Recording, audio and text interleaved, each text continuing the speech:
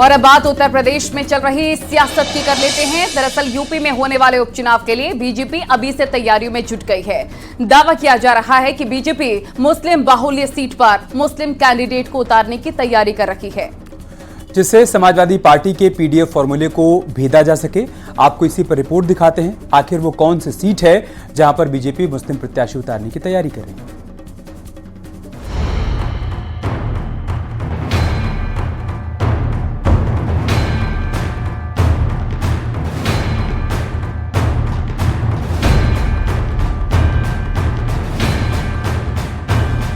जिस पीडीएफ फॉर्मूले को आधार बनाकर समाजवादी पार्टी ने चुनाव में सबसे बड़ी जीत दर्ज की, 5 से 37 सांसदों की पार्टी बन गई।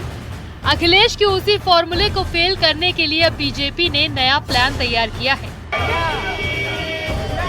ये प्लान उस चुनाव के लिए है जिसमें बीजेपी ने क्लीन स्वीप का टारगेट रखा है। दावा है कि बीजेपी मुस्लिम कैंडिडेट पर दांव खेल सकती है। चुनाव में अल्पसंख्यक उम्मीदवार उतारने की तैयारी हो रही है।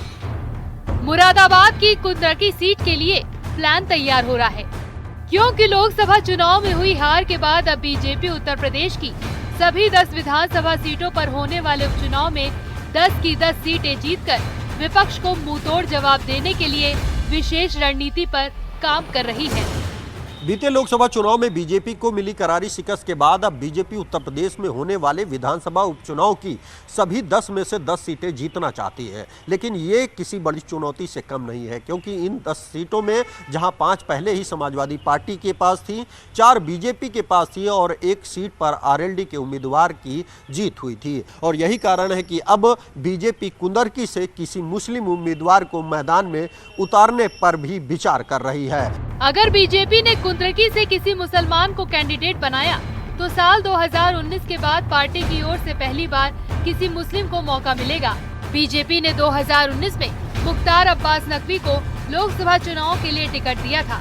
हालांकि इस बार विधानसभा उपचुनाव में बीजेपी समर्थित अपना दलित प्रत्याशी शफीक अहमद की जीत हो चुकी है। ऐसे में राजनीतिक विश्लेषकों से लेकर चुनावी चाणक्यों की निगाहें अब मुरादाबाद की कुंदरकी विधानसभा सीटों पर है।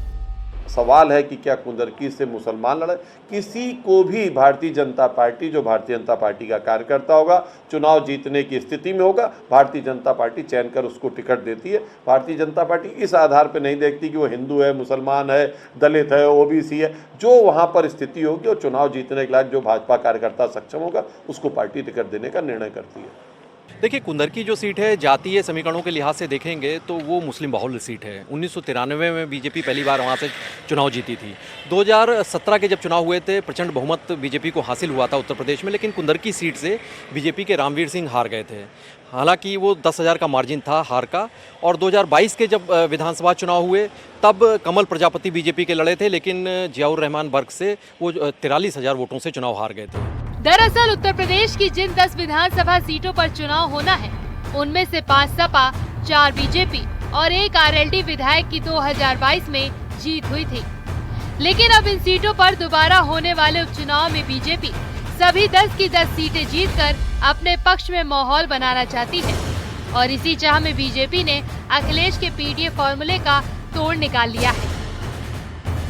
लखनऊ से न्यूज़ 18 के लिए राजीव सिंह की रिपोर्ट।